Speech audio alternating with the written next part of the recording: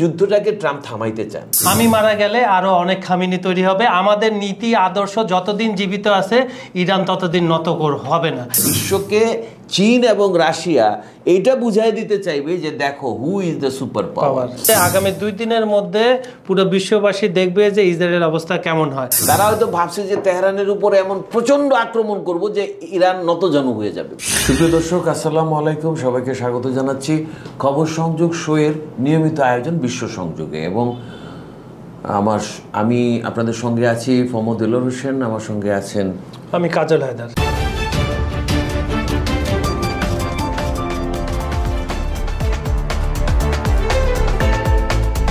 যে আমরা Iran Israel যুদ্ধের সর্বশেষ পরিস্থিতি এবং কিছু বিশ্লেষণ নিয়ে আজকে কথা বলবো।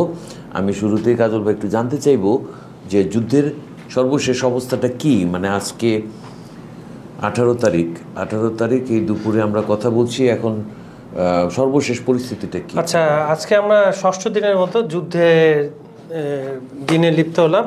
6ষ্ঠ দিন আজকে, শনি রবি সোম মঙ্গল বুধ, এবং সকাল থেকেই হামলা পাল্টা হামলা। আমরা যখন এখানে বসে শোটা করতেছি, আপনার মুহুমুহু ইসরায়েলি বিমান এসে আপনার তেহরান এবং আশেপাশে বোমবার করতেছে, ধোঁয়া দেখা যাচ্ছে, কুণ্ডলি। এখানে একটা আক্রমণের একটু ভিন্নতা আছে।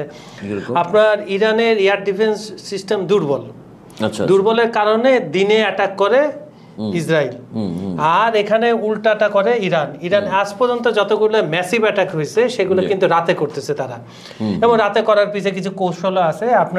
আমি আপনাকে নিশ্চিন্তে ঘুমাতে দিব না, একটা মেসেজ। আপনার মনস্তান্ত্রিক খেলা যেটা বলে খেলা, এই খেলা ইরান খেলছে। এবং গতকাল যেটা আলাপ করেছিলাম, এরা তো প্রচুর পরিমাণ ক্ষেপণাস্ত্র নিক্ষেপ করে এবং 2টা দেশের উপর থেকে হয়ে যায়। তো এয়ার ডিফেন্স তারাও কিছু বেশ ভালো পরিমাণেই ধ্বংস হচ্ছে ইসরায়েলের। তো সর্বশেষ যেটা মোসাদের ঘাঁটিতে, সদর দপ্তরে এটা ফুটেজও আসছে বিভিন্ন মিডিয়াতে, যে ক্ষেপণাস্ত্র হামলা হয়েছে। আবার এখানে আবার জেনারেলদের বাসভবনেও অ্যাটাক হচ্ছে। আচ্ছা, তা আপনার হামলা পাল্টা হামলার মধ্যে চলছে না। আমি স্পেসিফিক একটা জিনিস জানতে চাই, সেটা হচ্ছে কি যে গতকাল দেখলাম, আজকে সকালেও দেখলাম, BBC, Reuters, CNN, Al Jazeera, এরা যে নিউজটা করছে সেটা হলো যে মোসাদের হেডকোয়ার্টারে আক্রমণ করা হয়েছে বলে ইরানের দাবি। বাট এটা কি কেউ এনশিওর করছে যে হামলাটা ওইখানে হয়েছে? আপনার মনে করেন যে সদর দপ্তরটা, আমরা ভিডিওটা সোশ্যাল মিডিয়ায় ছড়িয়ে পড়েছে, যেখানে দেখা যাচ্ছে মোসাদের যে লোগোটা থাকে, লোগো সম্বলিত নিজেনে ওদের ভাষার লেখা। তো ধারণা করা হচ্ছে যে সদর দপ্তর না হলে ওদের একটা ব্রাঞ্চে, হ্যাঁ, একটা প্রতিষ্ঠানের তো বিভিন্ন ব্রাঞ্চ থাকে, স্থাপনা থাকে, ব্রাঞ্চে ওখানে আঘাত এনেছে। এবং আরেকটা ইন্টারেস্টিং, এটা আপনি ডিটেলস বলুন, আপনাকে বলে দিচ্ছি। খোমেনি কিন্তু তার এক্স হ্যান্ডেল, যেটা আগে টুইটার ছিল, সেখানে কিন্তু যুদ্ধের ঘোষণা করেছে।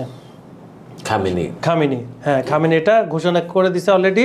এবং সর্বত্র আসলে যুদ্ধের ঘোষণা মানে যুদ্ধ কন্টিনিউ করবে। এবং সর্বশেষ আপনার তো গত 2 দিন দেখছিলাম যে ফাত্তা এখন ফাত্তা 1 মারা শুরু করছে। তার মানে আপগ্রেড হচ্ছে তারা, মানে হাইপারসোনিক যে ক্যাটাগরি কিন্তু হাই করে দিছে তারা।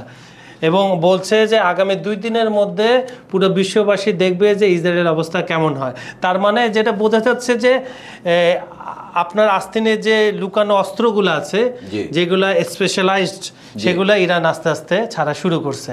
কিন্তু ভয়ের কথা এখানে হচ্ছে যে যুক্তরাষ্ট্র না জড়িয়ে পড়ে যুদ্ধে। অলরেডি আপনার F-16 থেকে যত অত্যাধুনিক বিমান, এগুলো মধ্যপ্রাচ্যের চারপাশে, এবং বারবার বলা হচ্ছে ইসরায়েলের তরফ থেকে ইরানের আকাশ যুক্তরাষ্ট্র এবং ইসরায়েলের দখলে।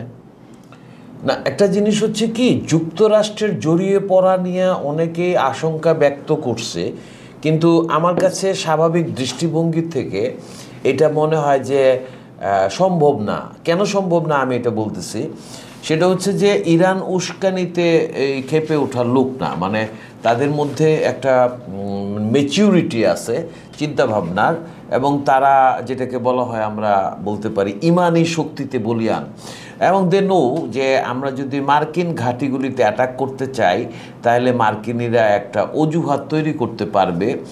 সেই অজুহাত চীন এবং রাশিয়া যদি নাও মানে, কিন্তু এই যুদ্ধটার ব্যাপারে জার্মানি ফ্রান্সের যেই স্ট্যান্ডটা, সেই স্ট্যান্ডটা কিন্তু তাদেরকে তখন নরম করতে হবে। আমেরিকা যদি বলে যে দেখো আমি কি করব, আমার ঘাঁটিতে তো ইরান হামলা করছে, তো ওই ফাঁদটার মধ্যে মনে হয় ইরান ঢুকবে না। এখন পর্যন্ত ফাঁদে পা দেয় নাই, এটা একটা জিনিস। এই কারণে আবার আমেরিকা তো এটাও জানে, খুব ভালো মতোই জানা, যে আমেরিকা যখন আমেরিকা সুপার পাওয়ার, আমেরিকা যখন কোনো একটা জায়গায় যুক্ত হবে যুদ্ধে সরাসরি, তো এই সুযোগটা কি চীন এবং তাদের পুরনো শত্রু সোভিয়েত ইউনিয়নের যে ভঙ্গুর অংশ রাশিয়া, ভঙ্গুর অংশ না আসলে মেইনটা, সোভিয়েত ইউনিয়নের মেইন ইয়াটা, এই রাশিয়াকে এই সুযোগটা ছাড়বে? রাশিয়া তো তখন মানে বিশ্বকে চীন এবং রাশিয়া এইটা বুঝাই দিতে চাইবে যে দেখো who is the super power.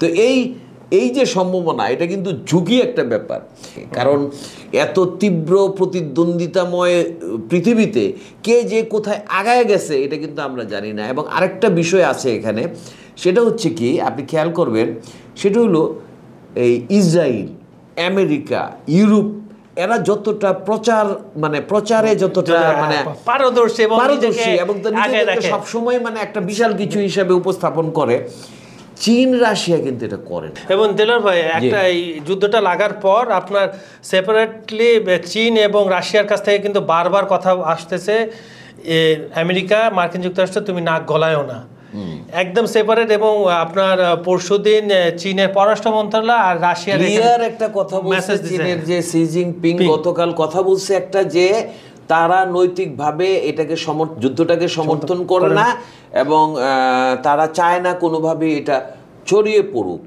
Owner message কিন্তু ভেরি মাচ ক্লিয়ার। চাইনিজরা খুব বেশি প্রচারের মধ্যে যায় না, কিন্তু তারা কাজের কাজটা করে দেয়। এবং ইরানের সাথে যে তারা আছে, এই মেসেজটাও কিন্তু ক্লিয়ার হয়ে গেছে। এই তথ্যটা যেমন আমরা জানি, আমেরিকাও জানে, চীন এবং রাশিয়ার সাথে কিন্তু ইরানের 25 বছরের একটা প্রতিরক্ষা চুক্তি আছে। এখন বিষয়টা এরকম, অনেকে যেটা মনে করেন যে ইরান যখন একটা যুদ্ধে জড়িয়ে পড়ে, তখন সেই যুদ্ধটাতে ওই চুক্তি অনুযায়ী অটোমেটিক্যালি কিন্তু রাশিয়া এবং চীন জড়িয়ে যায় এবং অলরেডি গেছে। সামাজিক মাধ্যম সহ নিউজ মিডিয়াগুলির মধ্যেও যেটা আলোচনা চলে আসছে, সেটা হলো G7 থেকে কেন ট্রাম্প শেষ না করে কেন চলে আসলো। অবশ্যই কিছু একটা ঘটতে যাচ্ছে। এখন এইটা কিন্তু কেউ বলতে পারতেছে না যে what will going to B happen tomorrow. কিন্তু আমার একটা গেস ছিল, আমি জানি না সেটা কি কতটুকু সত্য হতে পারে। সেটা হলো যুদ্ধটাকে ট্রাম্প থামাইতে চান। আসলে ওই তেহরান ফাঁকা করতে বলা হচ্ছে, এই জিনিসটার মানেটা হচ্ছে এরকম যে উনি হয়তো এটা চিন্তা করছেন, বা আমেরিকা ইসরায়েলের যে প্ল্যানিং মিনিস্ট্রি বলা যায়, যৌথ প্ল্যানিং মিনিস্ট্রি, তারা হয়তো ভাবছে যে তেহরানের উপরে এমন প্রচন্ড আক্রমণ করব যে ইরান নতজানু হয়ে যাবে। সামনাসামনি না হইলেও ভিতর দিয়ে হয়তো বলবে যে ভাই এটারে যুদ্ধবিরতি করেন স্যার, আমরা চুক্তিটা করে ফেলতেছি, এই যে বিষয়টা আছে এটা করবে। কিন্তু এই পরিকল্পনা আলটিমেটলি সফল হয় কিনা, তেহরানের উপরে সেরকম ভয়াবহ হামলাটা বাস্তবায়িত করা সম্ভব হবে কিনা, যদি হয়ও ইরান যদি চিন্তা করে আমরা লাখে লাখে মরে যাব, তবুও আমি আমার সারেন্ডার আমি করব না, আমার মাথাকে নত করব না, দেন এইটা কোনো সমাধান না। ট্রাম্পের এই কৌশলটা মার খাওয়ার একটা যথেষ্ট সম্ভাবনা আছে। আপনি জানেন এই ইরানের জনসংখ্যা কত আর ইসরায়েলের জনসংখ্যা কত? ইসরায়েলের জনসংখ্যা নট ওভার 1 crore, বোধহয় 98 লাখ 90 লাখ এরকম, আর ইরানের জনসংখ্যা বোধহয় 9 কোটি বা এরকম কিছু। আমি দেশও অনেক বড়, বাংলাদেশের প্রায়। সুতরাং এখানে জনসংখ্যা কিন্তু একটা বিশাল ফ্যাক্টর। যদিও আধুনিক যুদ্ধাস্ত্রের মধ্যে যেটা বলা হয় যে যার যুদ্ধাস্ত্র বেশি থাকবে, আলটিমেটলি তো মানুষ হচ্ছে আল্লাহর দ্বারা সৃষ্টি একটা নিয়ামত। আপনি মানুষের সাথে কোনো যন্ত্র দিয়ে তুলনা করতে পারবেন না। আপনার একটা মানুষের ব্রেনের সাথে আল্লাহ যে ব্রেনটা তৈরি করে দিছে, এই ব্রেনটা আজ পর্যন্ত কেউ তৈরি করতে পারে না, এবং মানুষ কিন্তু ব্রেনের পুরোটা ব্যবহারও করতে পারে না। বিশেষ বিশেষ সিচুয়েশনে ওই ব্রেন অ্যাক্টিভ হয়।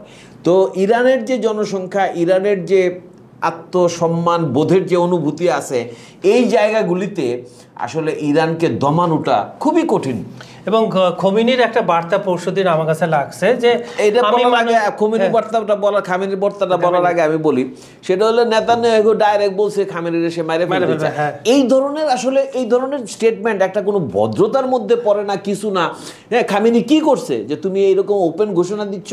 নেতানিয়াহুকে তো সবার বলা উচিত যে you can't say like this. তুমি ইরানকে নিয়ে বিভিন্ন রকম অভিযোগ, অদ্ভুত অভিযোগ করতেছো, ঠিক আছে, তুমি কিভাবে বলো যে একটা লোককে তুমি মেরে ফেলবা?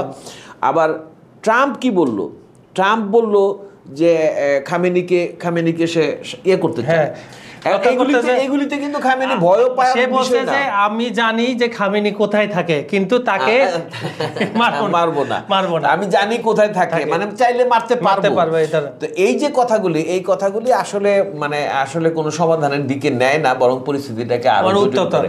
এখন আপনি বলতেছিলেন যে খামেনি কি বলছে? খামেনি আপনার গত পরশুদিন উনি একটা স্টেটমেন্ট দিছে যে আমার বয়স হয়েছে, আমি কেউ না, আমি মারা গেলে আরো অনেক খামেনি তৈরি হবে, আমাদের নীতি আদর্শ যতদিন জীবিত আছে ইরান ততদিন নত হবে না। তার মানে তার মেসেজ ক্লিয়ার, আমি থাকবো বা না থাকবো ইট ডাজন্ট ম্যাটার, কিন্তু আমাদের যে নীতি আদর্শ আছে এটার সাথে আমরা কম্প্রোমাইজ করব। That is the most important point. আমার কথাটা হলো যে এখানে ব্যক্তি কোনো বিষয় না, এখানে নীতিবোধের যে জায়গা, কাঠামোর যে জায়গাটা, সেটা যদি শক্ত থাকে তাহলে এক খামেনি যাবে, পরের খামেনি চলে আসবে, আপনি কতজনকে মারবেন? সেটাই তো কথা, কতজনকে মারবেন? আচ্ছা, এখানে আরেকটা মজার স্টোরি, এটা আল জাজিরায় আমি দেখলাম যে ইরানে হামলার আসল ঘটনা কি বা ফাঁস হয়েছে এই ধরনের। কারণ ঘটনা হচ্ছে যে গত 12ই জুন আপনার IAEA যে আন্তর্জাতিক পরমাণু পর্যবেক্ষক সংস্থা, তারা একটা রিপোর্ট দিয়েছে যে এই যে পারমাণবিক কর্মসূচি হচ্ছে পৃথিবীর জন্য তাৎক্ষণিক কোনো হুমকি না ইরানের। এটা মানে তারা ইসরায়েল বলতেছে তারা সক্ষমতার কাছাকাছি চলে গেছে, এরা কিন্তু রিপোর্ট দিছে যে কোনো তাৎক্ষণিক হুমকি নেই। তেমন ঘটনা হচ্ছে, তাহলে এত কিসের তারা?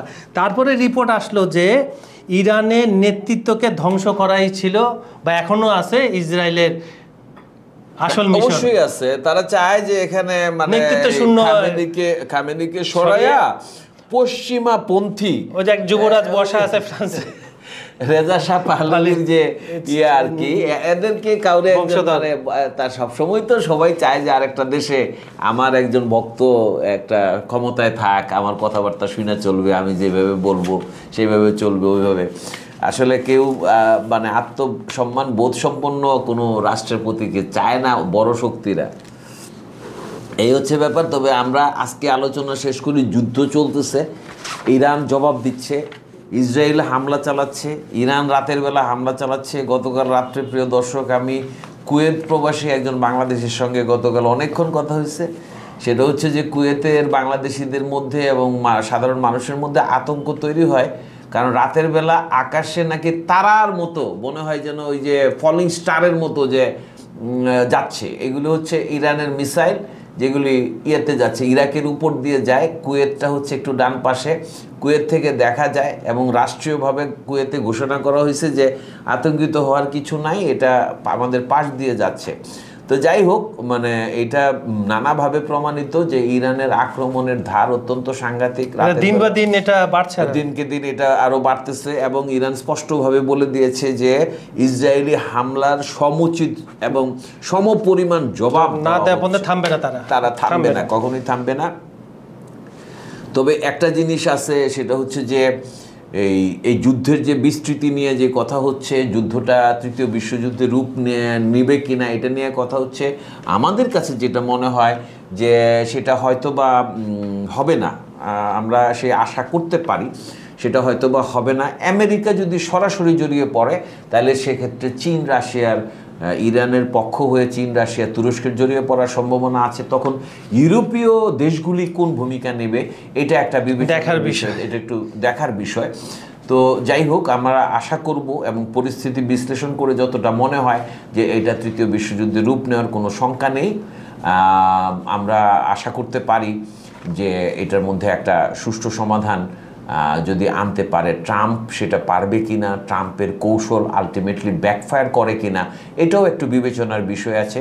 দর্শক, আজকের মতো এখানেই বিদায় নিচ্ছি। আমরা পরবর্তী পরিস্থিতিগুলি নিয়ে সবসময় আপনাদের সঙ্গে মিলিত হব। নতুন কোনো আপডেট থাকলে সেটাকে নিয়ে আমাদের আবার আপনাদের সামনে আসবো, আপনাদের সঙ্গে আলোচনা করব। ধন্যবাদ আজকের মতো সবাইকে। এতক্ষণ সঙ্গে থাকার জন্য সবাইকে ধন্যবাদ।